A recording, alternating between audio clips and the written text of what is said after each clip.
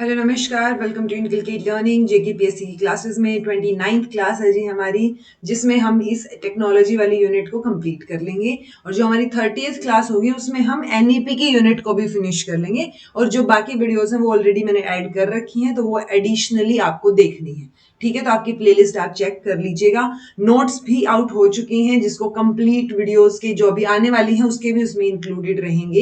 And अभी वैसे technically 10 classes बची हैं हमारी, सो 39 क्लासेस तक आपका सिलेबस जो है वो अच्छे से कंप्लीट हो जाएगा। ओके, अब आप सोच रहे होगे कि नंबर ऑफ क्लासेस मैंने पहले 43 बोला था, अब 39, क्योंकि जो बच्चा रेगुलरली फॉलो कर रहा है उसको पता होगा।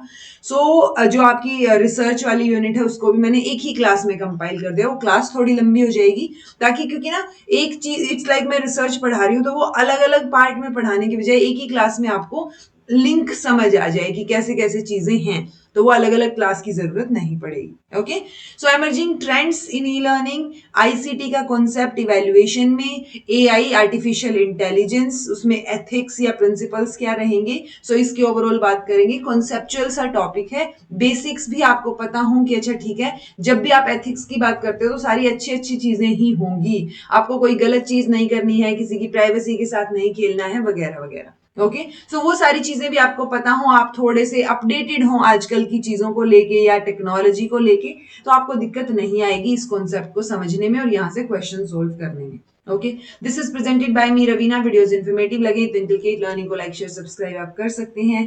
किसी बच्चे का पिछली वीडियो से रिलेटेड था कि जो आरसीएस है, रेसिप्रोकल कैटेगरी सिस्टम, उसका रेफरेंस क्या है। तो मैं वो रेफरेंस, यानी कि अगर आपको और डिटेल में पढ़ना है तो मैं आपको नीचे लिंक डिस्क्रिप्शन बॉक्स में प्रोवाइड कर रही हूँ इसी वीडियो के नीचे। सो आप वो आरसीएस वहां से कर सकते हो। बाकी आरसीएस से इतने क्वेश्चन कभी देखने को मिले नहीं, इतने क्या देखा ही नहीं है। फ्लैंडर से ही आते हैं क्वेश्चन। किसी को फ्लैंडर की कैटेगरीज में कंफ्यूजन था कि फ्लैंडर की कौन सी कैटेगरीज हैं। तो देखो किस तरीके के क्वेश्चन आते हैं। ये आरसीएस का डिटेल्ड उसका लिंक है, यहाँ पे भी मैंने लिख दिया है, आपके डिस्क्रिप्शन में भी मैं ऐड कर दूंगी। ओके, अब मैं क्वेश्चंस आपको करवा देती हूँ ताकि आपको आइडिया हो जाए कि फ्लैंडर से किस तरीके के क्वेश्चन आते हैं। फ्लैंडर से ऑब्वियसली कैटेगरी के ही क्वेश्चन आते हैं कि कौन सी कैटेगरी किस नंबर पे या सीक्वेंस में लगाओ। तो जो मैंने लास्ट क्लास में आपको एक सीक्वेंस प्रोवाइड की है, आप उस सीक्वेंस के हिसाब से जाएंगे। वो सीक्वेंस बिल्कुल सही है, ठीक है, जो मैंने फ्लैंडर करवाते टाइम आपको दे रखी है। सो वो चीज बिल्कुल सही है, उस हिसाब से आपके सारे क्वेश्चन सोल्व हो जाएंगे। आप वीडियो को रोक के भी इन क्वेश्चंस को करके देख सकते हो। ओके, सो फ्लैंड उसी से ही हो जाएंगे और कुछ करने की जरूरत भी नहीं है। ये तो एक तो कैटेगरी वाला कंफ्यूजन था आपको, सो वो यहां से आपका सोल्व हो जाएगा कि कौन सी इनडायरेक्ट टीचर टॉक है, कौन सी डायरेक्ट है, इस तरीके का क्वेश्चन। दूसरा, कई बच्चों का ये था कि मैम आपने बोला कि वर्बल बिहेवियर ऑफ टीचर की हम बात करते हैं, बट ये तो वर्बल बिहेवियर टीचर और स्टूडेंट दोनों को एनालाइज करता है ना।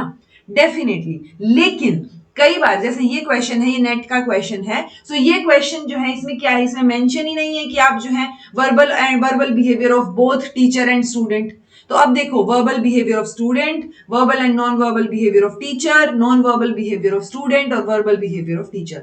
अगर ऐसा कुछ ऑप्शन आता है जिसमें आपको वर्बल बिहेवियर ऑफ टीचर या वर्बल बिहेवियर ऑफ स्टूडेंट में से भी चूज करना है, देन आप वर्बल बिहेवियर ऑफ टीचर के साथ जाएंगे।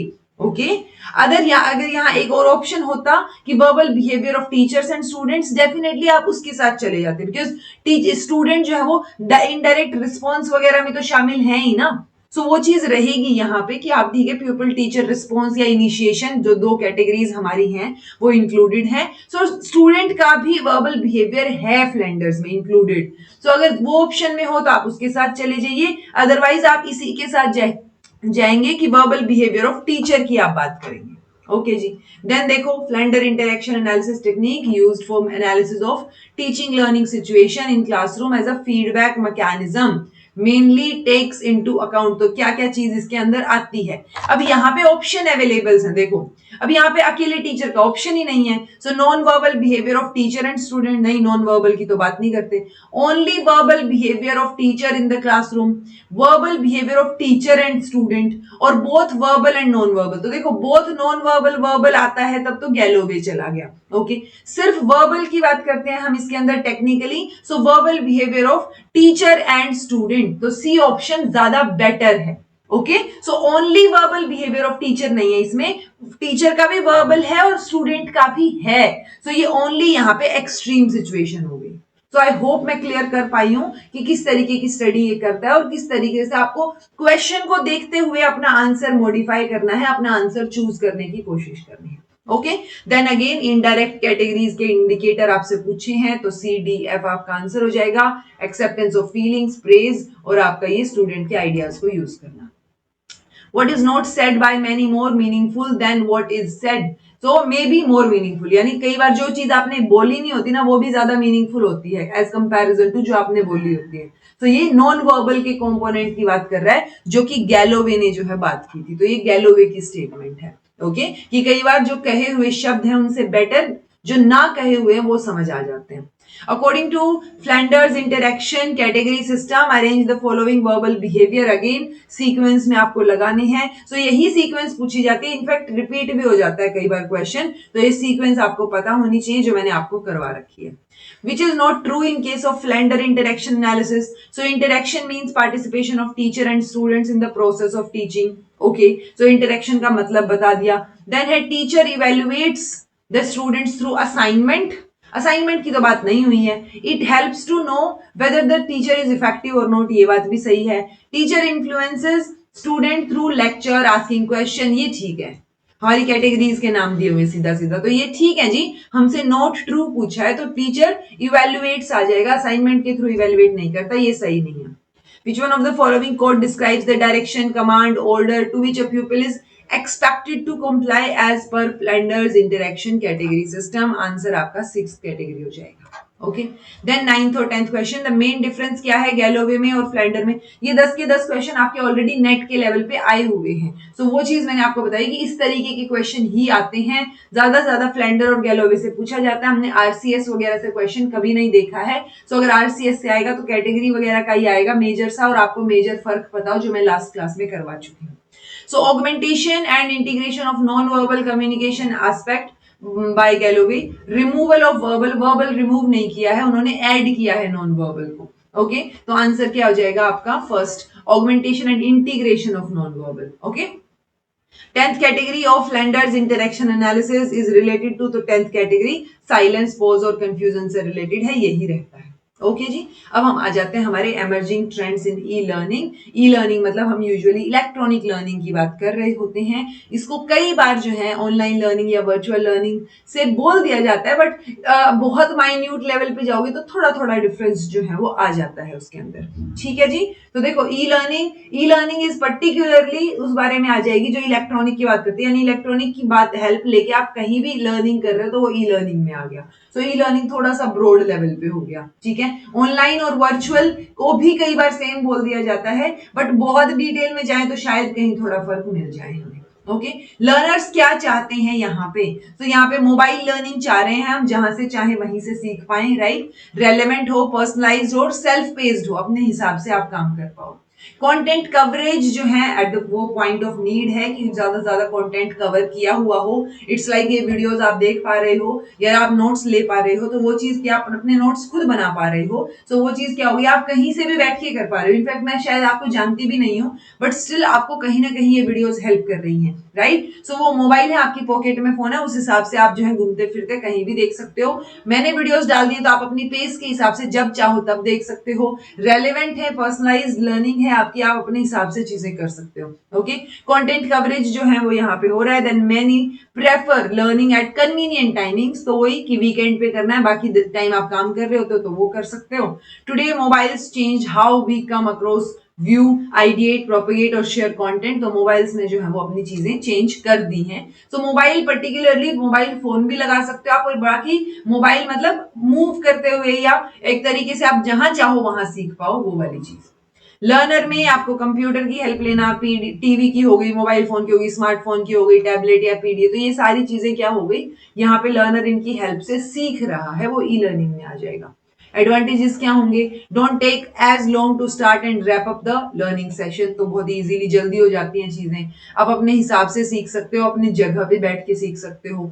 No commute time is required, तो बीच में इट्स लाइक जब आपको देखना है आप देख सकते हैं, ऐसा नहीं है कि आप क्लास में जाओगे बैठे रहोगे फिर टीचर आएगा फिर पढ़ाएगा। ठीक है, learners can focus on the concept they want, कि पूरी वीडियो मैंने करवा दी, अब आपको एमर्जिंग ट्रेंड्स छोड़ के आपको सिर्फ आर्टिफिशियल इंटेलिजेंस पढ़नी है तो आप लास्ट में जाके देख लोगे। तो आप जिस कॉन्सेप्ट पे फोकस करना चाहते हो वो कर सकते हो।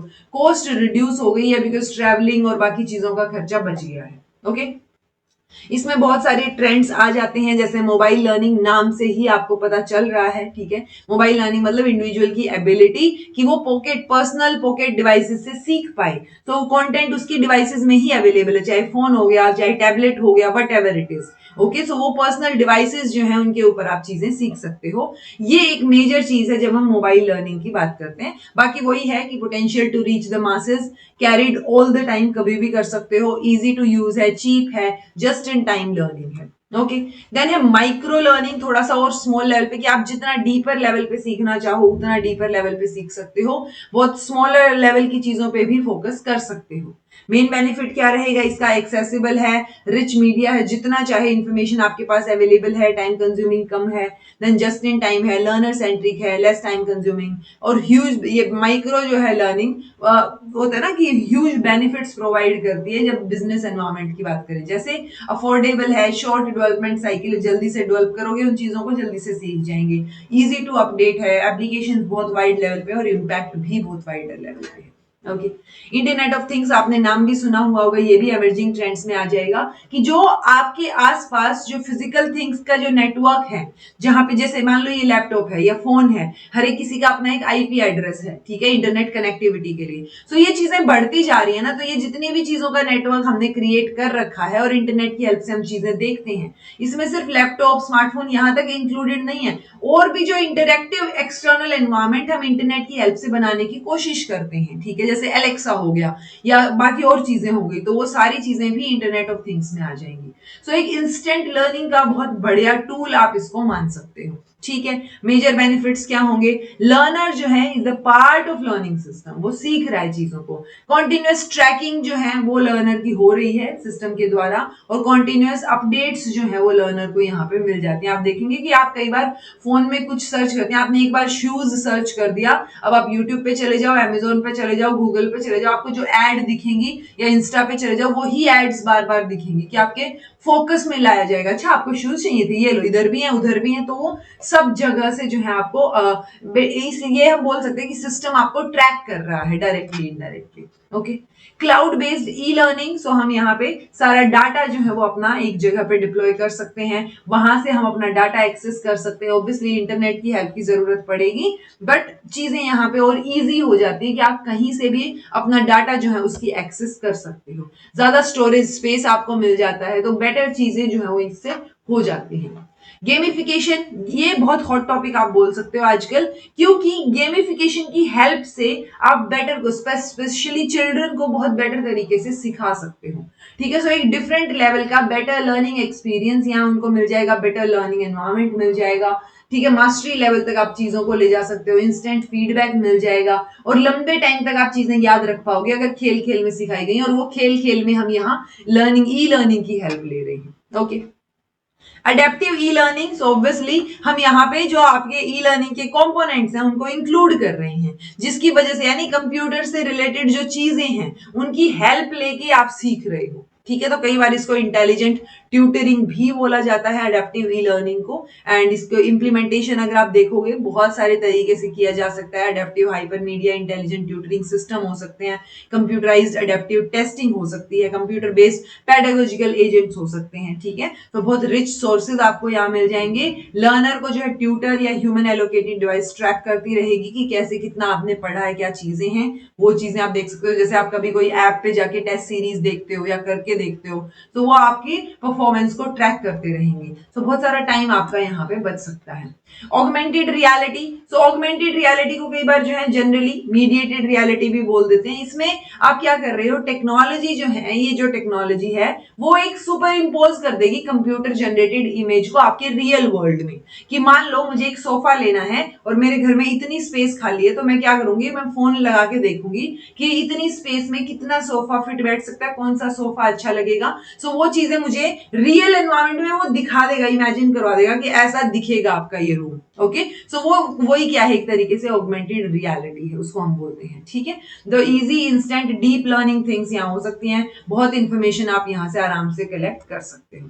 देन है जी वीडियो ई लर्निंग। तो ये भी अगेन बहुत इजी सी चीज है, आपको समझ में आ ही जाए वीडियो ई लर्निंग की वीडियो की हेल्प से आप सीख रहे हो, जैसे यूट्यूब हो गया, तो वो वीडियो ई लर्निंग में आ गया आपका। ठीक है, वीडियो एक्सप्लेनेशन आपको मिल रही है, मोर इन्फॉर्मेशन मिल रही है कम टाइम में, कि अच्छा 10 मिनट की वीडियो में आपको सब कुछ एक्सप्लेन किया हुआ है। यही चीज जो मैं आपको इन क्लासेस में एक्सप्लेन कर रही हूँ, आप खुद कंपाइल करने बैठोगे तो आपका और एक्स्ट्रा टाइम जाएगा, रादर देन अब आप इनको बार बार रिवाइज कर सकते हो, तो एक बेटर लर्निंग एक्सपीरियंस आपको प्रोवाइड किया जाता है। एक है जी बेकॉन ई लर्निंग, ये वायरलेस डिवाइस की हेल्प से आप चीजें कर रहे हो। सो ये वो होता है ना, ये technology is a wireless device that transmit signals to आसपास के with the help of Bluetooth connections. So यहाँ पे आप इंडोर पोजिशनिंग सिस्टम का एग्जांपल ले सकते हो कि आप जो है इजीली लोकेट कर सकते हो। ठीक है, आप मॉडर्न टाइम में देखोगे 99% कॉलेज स्टूडेंट्स जो उनके पास स्मार्टफोन्स हैं, तो वो इफेक्टिव ई लर्निंग के लिए यूज कर सकते हैं स्मार्टफोन्स को। इजियर कैंपस नेविगेशन हो सकती है कि आप अपने कैंपस में कहाँ जा रहे हैं, कहाँ हैं, वो नेविगेट कर सकते हो। एक्सेसिबिलिटी बेटर है, पावरफुल कम्युनिकेशन यहाँ से आपको देखने को मिल रहा है, इनसाइटफुल डाटा जो है आपको मिल जाएगा, इंप्रूव्ड इन क्लास एक्सपीरियंस है, इंटेलेक्चुअल डिस्कवरी को इंक्रीज करता है ये। सो ई लर्निंग को और बेटर करना only with the help of this wireless Bluetooth device. तो बहुत बड़ी रेंज नहीं होगी इसकी, ऑब्वियसली रेंज कम होगी, कम एरिया में होगी, बट आप कर सकते हो, सीख सकते हो चीजें। ओके, देन है जी आर्टिफिशियल इंटेलिजेंस। तो आर्टिफिशियल इंटेलिजेंस का दौर चल ही रहा है। ठीक है, सो आर्टिफिशियल इंटेलिजेंस और रोबोट सेम चीज नहीं है, ये बात आपको समझनी है। It is something like intelligent software. तो आपने जो सॉफ्टवेयर क्रिएट किया है वही इंटेलिजेंट है। ठीक है, यानी कि आप क्या कर रहे हो, मान लो आपने ये जैसे चैट जीपीटी वगैरह कुछ बनाया, एआई का मोड भी दिख जाता है आजकल, तो आप कुछ भी सर्च करोगे, सो वो बाकी साइट से, बाकी जगह से चीजों को कंपाइल करके आपके सामने एक इंफॉर्मेशन प्रेजेंट कर देगा। ऑल्दो थोड़ी बहुत गलत भी हो सकती हैं चीजें, बट कोशिश है ये कि और बेहतर और सहूलियत के साथ चीजें आपके सामने प्रेजेंट की जा सके। ओके, सो ऑटोमेटेड टीचिंग हो जाएगी, एक्सपर्ट ट्यूटर्स आपको मिल जाएंगे, ह्यूज और रिच इंफॉर्मेशन आपको यहां मिल जाएगी। ओके, और भी बहुत सारे ट्रेंड्स आप देख सकते हो, सोशल लर्निंग है, एडेप्टिव लर्निंग है, हाइब्रिड है, डाटा एनालिटिक है, फ्लिप्ड क्लासरूम है। फ्लिप्ड क्लासरूम से क्वेश्चन कई बार आ भी जाते हैं, सो इसमें हम इंस्ट्रक्शनल स्ट्रेटेजी को इन्वर्ट कर देते हैं कि आप पहले क्लास में जाने से पहले ही बच्चों को मटेरियल प्रोवाइड करा रहे हो, देन जाके आप सब लोग मिलकर डिस्कस कर रहे हो। सो वो एक सॉर्ट ऑफ फ्लिप्ड क्लासरूम हो गया, कि ट्रेडिशनल क्लासरूम जैसे होता था, टीचर आता था पढ़ाता था, अब उसका उल्टा है, फ्लिप कर दिया है आपने चीजें। ठीक है, फ्लिप द स्क्रिप्ट वाली सिचुएशन जो होती है। ठीक है, एनईपी 2020 के अकॉर्डिंग भी बहुत सारे की इनिशिएटिव्स रेकमेंड किए गए हैं, जैसे पायलट स्टडीज होनी चाहिए ऑनलाइन एजुकेशन पे। तो जो बाकी एजेंसीज हैं, एनईटीएफ या आपके सीआईईटी या एनआईओएस, तो ये क्या करेंगे, इस तरीके की पायलट स्टडीज करके देखेंगे कि ऑनलाइन एजुकेशन में क्या क्या चीजें और बेहतर की जा सकती हैं। देन डिजिटल इंफ्रास्ट्रक्चर हमें क्रिएट करने को रेकमेंड किया गया है। ऑनलाइन टीचिंग प्लेटफॉर्म्स और टूल्स होने चाहिए, जैसे स्वयं और दीक्षा प्लेटफॉर्म एनईपी 2020 में मेंशन है। तो कई बार पूछ लिया जाता है कि ये वर्ड्स मेंशन है कि नहीं है। ओके, सो ऑनलाइन टीचिंग प्लेटफॉर्म्स और टूल्स आप क्रिएट कर सकते हैं, वो रिकमेंडेशन है। कंटेंट क्रिएशन, डिजिटल रिपोजिटरी, डिसएमिनेशन, इन चीजों के ऊपर फोकस है। ठीक है, तो लर्निंग गेम्स, देन आपके साइमुलेशंस या ऑगमेंटेड रियलिटी, वर्चुअल रियलिटी, आप इनको डेवलप कीजिए और बेटर करवाइए चीजों को, और डिसएमिनेशन और बेटर हो सके, यानी जल्दी से और अच्छे से आप इंफॉर्मेशन स्प्रेड कर सको बच्चों तक। Okay, addressing the digital divide, तो जो डिजिटल डिवाइड है उसको एड्रेस करना, कि जो गैप आ गया है डिजिटल लेवल पे वो ना आए। ठीक है, सो टीचर और स्टूडेंट जो सीख रहे हैं, सिखा रहे हैं, तो वो वहां पे अपने मीडियम ऑफ इंस्ट्रक्शन आपका मदर टंग हो एज फार एज पॉसिबल, तो वो चीज करने की कोशिश की गई है। देन वर्चुअल लैब्स, जो हमने ऊपर भी बात की थी, तो वर्चुअल लैब्स में ये प्लेटफॉर्म्स को मेंशन करते हैं, दीक्षा, स्वयं, स्वयं प्रभा। तो ये वर्ड्स जो है वो मेंशन है अपनी एनईपी 2020 में। देन है जी आपका ट्रेनिंग और इंसेंटिव्स आप टीचर्स को प्रोवाइड करवा सकते हो, ताकि वो भी, क्योंकि जो ऑलरेडी टीचर्स हैं, जो नौकरी लगे हुए हैं, उनको थोड़ा इंकरेज करना थोड़ा और मुश्किल हो जाता है, तो उनके लिए इंसेंटिव्स और ट्रेनिंग जो है वो हमें प्रोवाइड करनी चाहिए। अदरवाइज वो सीखना ही नहीं चाहेंगे, वो सोचेंगे 2 साल में तो मैं रिटायर हो रहा हूँ, मैं क्या ही करूँ सीख के, छोड़ो 2 साल तो ऐसे ही निकल जाएंगे, राइट। सो वो चीज है कि हमें उसमें भी उनको इंसेंटिव प्रोवाइड करने होंगे, ताकि वो सीखना चाहें और एक रोल जो है अपना फुलफिल करना चाहें। ऑनलाइन असेसमेंट और एग्जामिनेशन हो सकता है, जैसे ये एनएसी आपका जो नेशनल असेसमेंट सेंटर आपका परख है, उसने रेकमेंड की है चीजें। ब्लेंडेड मॉडल जो है लर्निंग के, वो हो सकते हैं कि आप फेस टू फेस भी सिखा रहे हो, प्लस इन पर्सन भी सिखा रहे हो, लेकिन आप ऑनलाइन भी सिखा रहे हो, तो वो मिक्स लर्निंग हो सकती है। लेइंग डाउन स्टैंडर्ड्स, तो एक पर्टिकुलर स्टैंडर्ड जो है ऑनलाइन या डिजिटल एजुकेशन से रिलेटेड आपको बनाने हैं, सो ये ऑलरेडी एनईपी 2020 में मेंशन है चीजें। देन आता है जी आर्टिफिशियल इंटेलिजेंस इन एजुकेशन। तो एजुकेशन में आप कैसे यूज करोगे, तो ये ऑलरेडी हमें पता है कि आर्टिफिशियल इंटेलिजेंस जो है वो जो हमारा SDG 4 है जिसमें हम एजुकेशन की बात करते हैं उसके बहुत सारे इश्यूज को, चैलेंजेस को वो फेस कर सकता है, एड्रेस कर सकता है। ठीक है, तो जो ये रैपिड टेक्नोलॉजी चेंज आ रहा है या जो टेक्नोलॉजी में जो डेवलपमेंट्स आ रहे हैं, ऑब्वियसली ये बहुत सारे जो रिस्क या चैलेंजेस हैं उनको फेस करने के लिए हमारा साथ दे रहे हैं। ठीक है, बहुत सारी पॉलिसी डिबेट्स या जो आपके रेगुलेटरी फ्रेमवर्क्स हैं उनको आउटपेस कर दिया है उन्होंने कि वो कुछ नया लेके आ रहे हैं आर्टिफिशियल इंटेलिजेंस वाली जो चीज है। यूनेस्को ने भी कमिट किया है कि जो मेंबर स्टेट्स हैं हम उनको क्या करेंगे, आर्टिफिशियल इंटेलिजेंस की जो टेक्नोलॉजीज हैं उनसे टैकल करने के लिए उसके जो पोटेंशियल चैलेंजेस हैं उसमें क्या दिक्कतें आ सकती है, तो उसके लिए हमें कुछ एक एथिक्स को फॉलो करना होगा। सो वो फिर उसके वो उसको क्या बोलते हैं कि जो अपना 2030 एजेंडा है जो हम SDGs की बात करते हैं उसमें वो और सपोर्ट करने की बात कर रहे हैं, जिसमें ये बोल रहे हैं 4 मेजर आपकी कोर वैल्यूज होंगी कि ह्यूमन राइट्स जो है आ रहेगा ये human rights and human dignity. So उसके ऊपर फोकस रहेगा आपका living in peaceful just interconnected societies, इस पे फोकस रहेगा। इंश्योरिंग डाइवर्सिटी एंड इंक्लूसिवनेस, तो डाइवर्स है चीजें बट सबको इंक्लूड करके भी चलना है।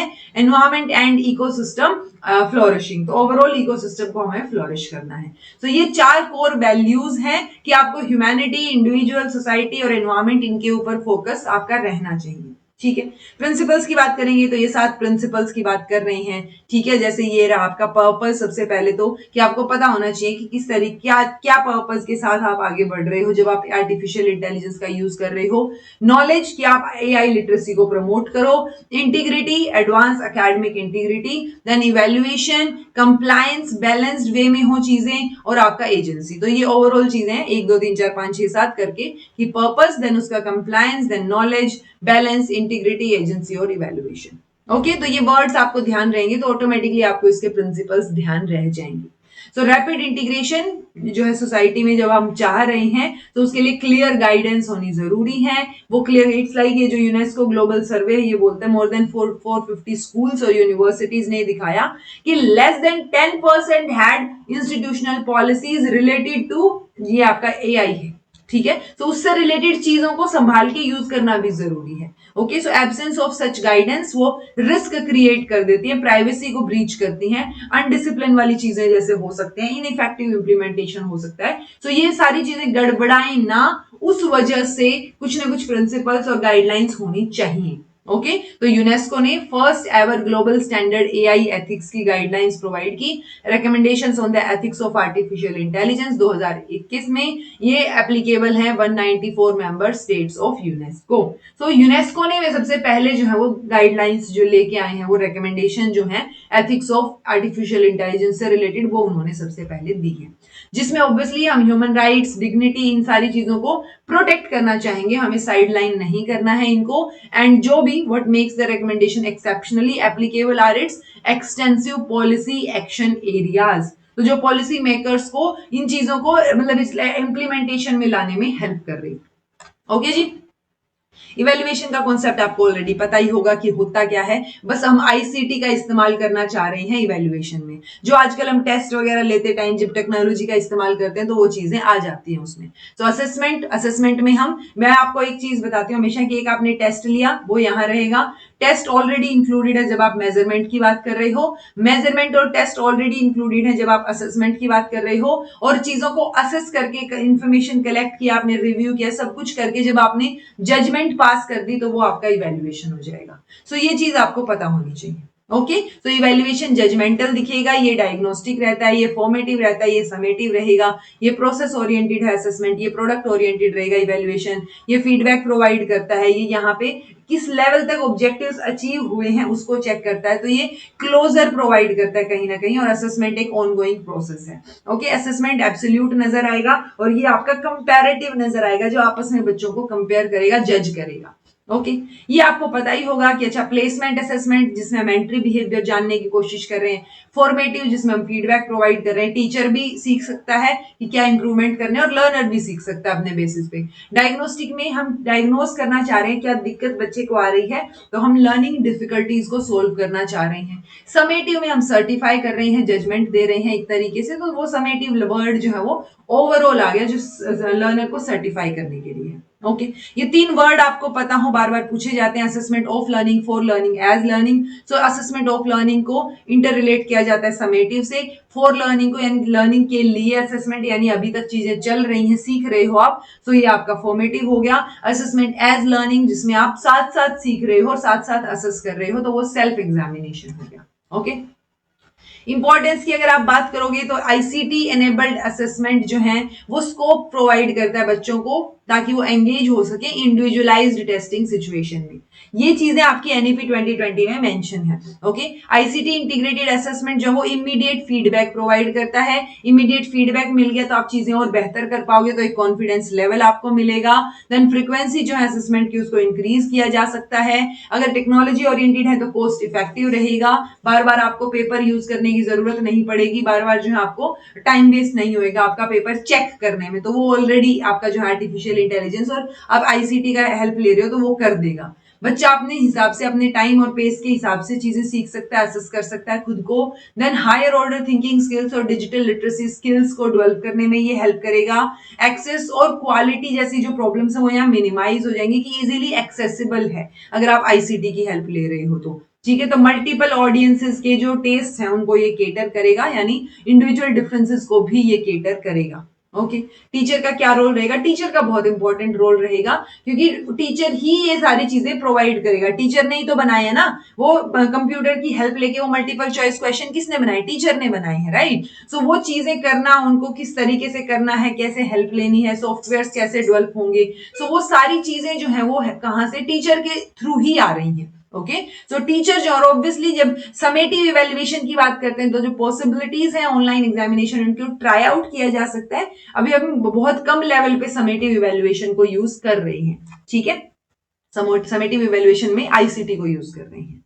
सो टीचर एक बहुत इंपॉर्टेंट पिवोटल रोल प्ले करेगा जब भी हम बात करते हैं कि कैसे आईसीटी की हेल्प से आप असेस कर रहे हो। पहले पेपर पेंसिल जो है उसके ऊपर होता था, आजकल हम मोबाइल फोन पे या कंप्यूटर्स पे लैपटॉप्स पे चीजें कर सकते हैं, तो वो ज्यादा इंजॉयबल भी बनाया जा सकता है, कंपैरेटिवली इजियर भी वो नजर आएगा कि अच्छा ठीक है आपको लैपटॉप पे ही सारी चीजें करनी। तो टीचर का बहुत बड़ा रोल है कि कैसे टेक्नोलॉजी को यूटिलाइज किया जाए।